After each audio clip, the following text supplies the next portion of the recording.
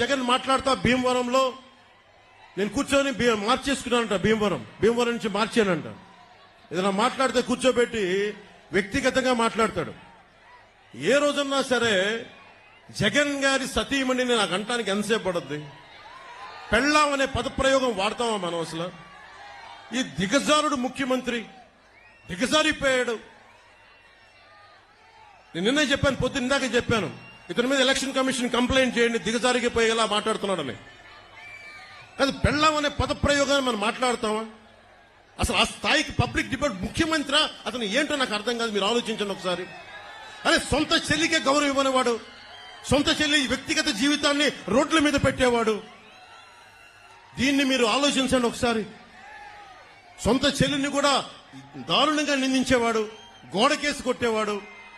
సునీత గారు వైరాలజిస్ట్, ఆవిడని కూడా ఇబ్బంది పెట్టేసేవాడు. చంద్రబాబు గారు ముఖ్యమంత్రిగా ఉన్నప్పుడు ఏ రోజున్నా సరే ఆయన నిజంగా జగన్ లాగా ఉంటే అసలు జగన్ తిరగలిగేవాడా? రోడ్ల మీద తిరగలిగేవాడా? ఆయన నిజంగా ఎంతో చాలా వరకు ప్రజాస్వామ్యాన్ని పరిరక్షించే వ్యక్తి. నేను కూడా ఆయనతో విభేదించాను. నన్నేమో ఆపలేదు ఎక్కడ. నాకేం పోలీస్ ప్రొటెక్షన్ తగ్గించలేదే, నాకెక్కడ పర్మిషన్ డినై చేయలేదే. అందుకే నాకు ఆయనంటే గౌరవం. ప్రతి నాయకుడికి ఇంకోటి విభేదాలు ఉంటాయి పాలసీ పరంగా, అవి ప్రజలకు సంబంధించి తప్ప ఏ రోజు కూడా ఆయన కూర్చొని అప్రజాస్వామికంగా ఆయన ప్రవర్తించలే. జగన్ ఈ రోజు కూర్చొని మేము రోడ్ల మీదకి రావాలంటే అన్ని ఆంక్షలు పెడతాడు. అతనే కొట్టుకొని మా మీద నెపం పెడతాడు.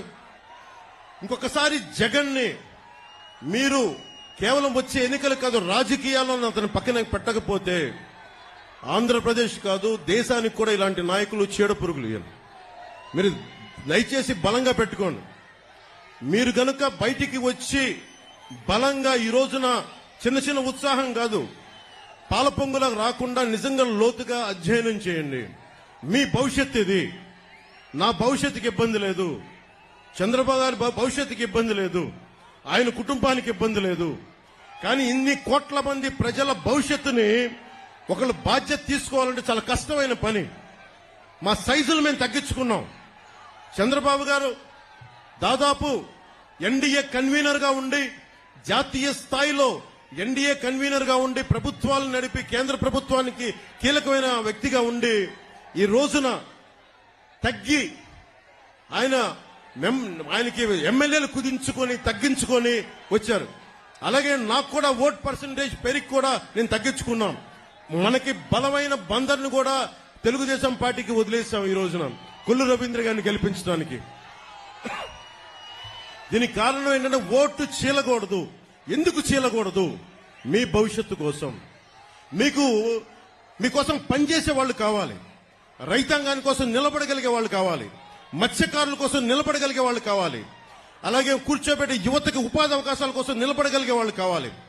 అసెంబ్లీ అంటే బూతులు తిట్టేవాళ్ళు, వ్యక్తిగత జీవితాన్ని నిందించేవాళ్ళు మీ భవిష్యత్తు కోసం ఎప్పుడు ఆలోచిస్తారు? నిజంగా చెప్తున్నాను, నేను మీకోసం మీరు ఊహించుకోండి. ఫస్ట్ టైం అసెంబ్లీలో 5 సంవత్సరాల తర్వాత డిబేట్స్ చాలా ఆరోగ్యవంతంగా ఉంటాయి.